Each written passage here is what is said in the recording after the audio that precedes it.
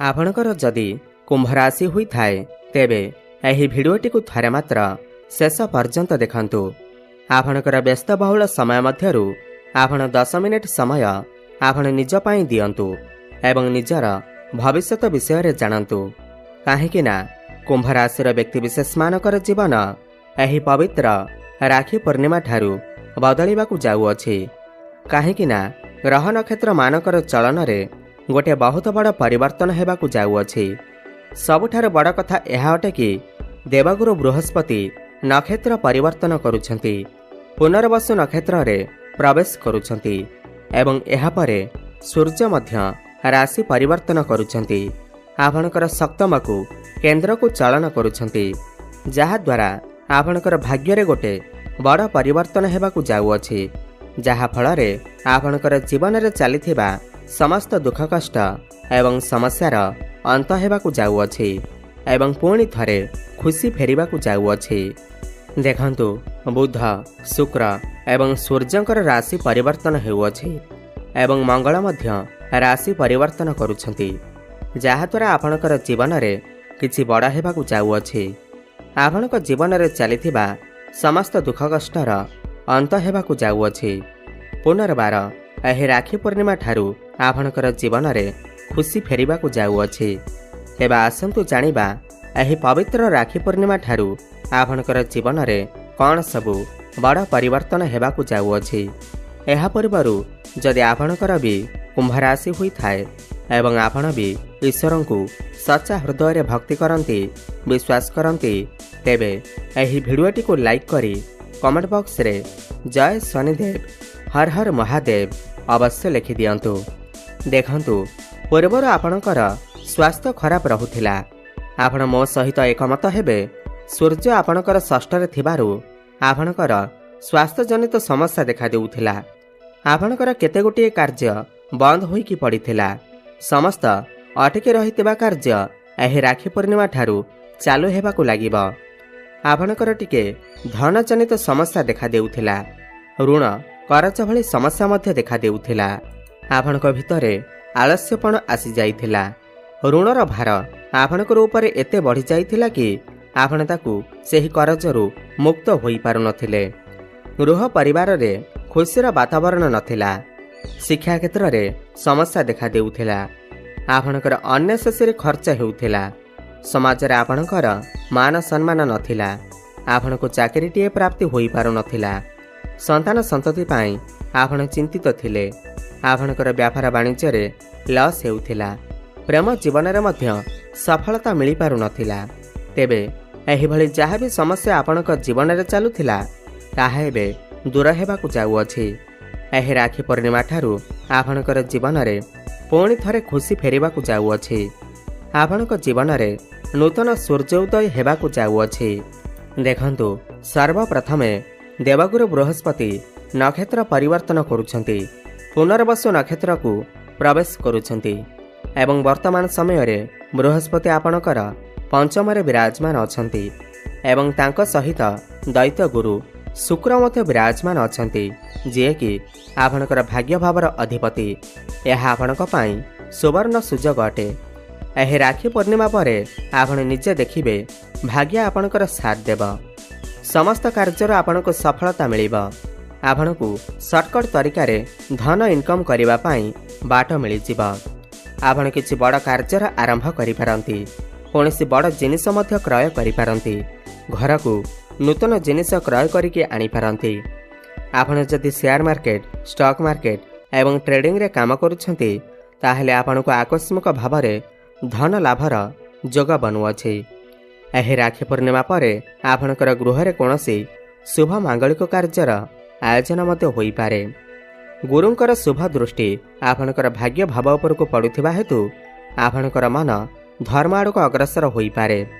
आपण कोनोसी धार्मिक स्थान को यात्रा मध्य करि पारंती एवं गुरु एठारे बसी आपणकर एकादश भाव माने लाभर भाव को दृष्टि देउछंती। एही राखी पूर्णिमा परे आपणको चारि दिगरु लाभ ही लाभ प्राप्ति हेब। बड़ भाई भौणीकर सपोर्ट आपणको प्राप्ति हेब, पितांकर साहाय्य सहयोग आपणको प्राप्ति हेब। आपणकर अटके रहितिबा समस्त कार्य पुणी थरे चालू हेबाकु लागिब। एकादश भाव आपणकर इच्छा पूर्तिर भाव होता है। आपणकर कौनसी गोटे बड़ इच्छा निश्चिंत भाव पूर्ण हेब। समस्त मनस्कामना पूर्ण हेब। धन कमाइबा पाई आपनको नुआ नुआ बाट मिलिजिब। आपण किछि प्रॉपर्टी भूमि घर किमा नूतन गृह इत्यादि निर्माण करिपारंती। शुक्र गुरुंकर युति थिबा हेतु आपण किछि जानवाहन मध्य क्रय करिपारंती किंबा मन बळेई पारंती। एहे राखी पूर्णिमा पर आपण निजे देखिबे कम परिश्रम रे आपनको बहुत अधिक सफलता प्राप्ति हेब। गुरुंकर शुभ दृष्टि आपणकर लग्न भाव उपरको रहुथिबा हेतु पूर्वर जदि किछि आपणकर स्वास्थ्य जनित समस्या लागि रहुथिला ताहा दूर होइजिब। आपण स्वास्थ्यवान अनुभव करिवे। समस्त रोगरू आपनको मुक्ति मिलिजिब। आपण जिम एक्सरसाइज व्यायाम आदि करबाकू मन बळेई पारंती। एवं लग्न रे राहु थिबा हेतु आपण किछि बड़ करबाकू भाबी पारंती।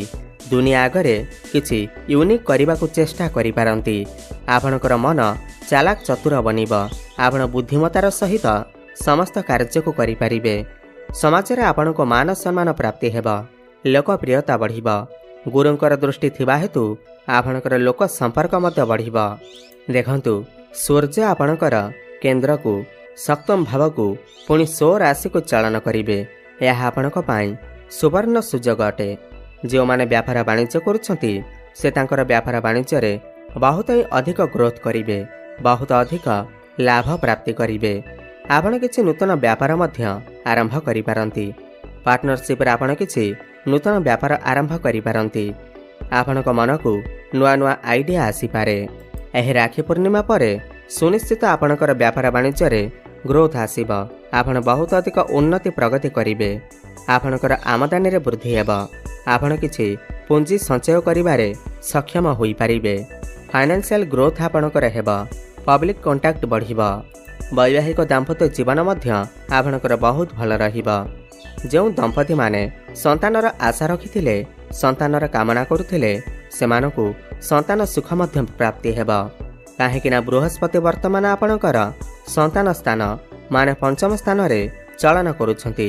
एही समय रे आपणकु संतान सुख अवश्य प्राप्ति हेब। आपण किछि बड़ डिसिजन नै पारंती। फैमिली प्लानिंग मध्य करि पारंती। गुरु शुक्रंकर युति पंचम रे बनुथिबा हेतु पंचम भाव प्रेम जीवनर भाव होइथाय। शिक्षार भाव होइथाय। तो प्रेम जीवन रे आपणकु विशेष भाव रे सफलता प्राप्ति हेब। पूर्वर जदि आपणकर प्रेम जीवन रे जहाँ भी किछि समस्या चलीथिला ताहा सब दूर होइजिब। जो मानकर कथावार्ता बंद होई जाइथिला ब्रेकअप आदि होई जाइथिला सेमानकर पुणी थरे कथावार्ता होई पारे। प्याचअप हेबार मध्य संभावना बनुअछि। एवं जो माने भी सिंगल अछंती सेमानकु नूतन पार्टनर मध्य मिली पारंती। तो प्रेम जीवन पाई एही राखी पूर्णमी परर समय अत्यंत शुभ अटे। काहेकिना प्रेमर कारक ग्रह शुक्र आपणकर पंचम रे अछंती। आपणकर भल पाइबा विवाहर रूप मध्य नहीं पारे। मिलन सुख आपणको प्राप्ति हेब। आपण कोनोसी स्थान को बोलिबाकू जाई पारंती। सेहीपरि शिक्षा क्षेत्र रे मध्य आपण बहुत अधिक उन्नति करिवे। काहेकिना गुरुंकर नक्षत्र परिवर्तन हेउअछि। आपण निजे देखिबे विद्यार्थी माने तांकर पाठपढ़ा रे बहुत उच्च को जिबे। आपण कोनोसी नूतन स्थान रे एडमिशन नै पारंती। कोनोसी फॉर्म फिलअप करि पारंती। पाठपढ़ा रे किछि बड़ डिसिजन नै पारंती। बड़ परिवर्तन करि पारंती। देखंतु एही राखी पूर्णिमा परे जदि आपणकर किछि एग्जाम अछि किमा कोनोसी सरकारी परीक्षा अछि कॉम्पिटिटिव एग्जाम अछि तेबे सेथिरे आपण निश्चिंत भाव में उत्तीर्ण करिवे। काहेकिना सूर्य आपणकर सप्तम को चलन करिवे। राहु आपणकर प्रथम रे थिबारु आपणकर मन बेले बेले भ्रमित होई पारे। पाठपढ़ारे न लागि पारे। किंतु ग्रह चलन एमिति हेउछि कि आपण निश्चिंत भाव में पाठपढ़ारे किछि बड़ करि पारिबे।